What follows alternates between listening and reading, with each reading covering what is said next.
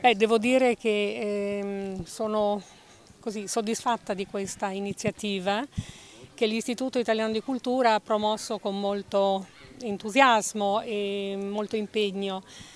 Si tratta di un'iniziativa che promuove non solo la lingua e la cultura italiana, ma anche il dialogo tra le culture, e questo è molto importante oggi perché fa parte di tutto un insieme di valori che devono essere sostenuti e promossi, quali valori come l'amicizia, la libertà, la democrazia, il contatto e il dialogo tra le persone. Questo è molto importante.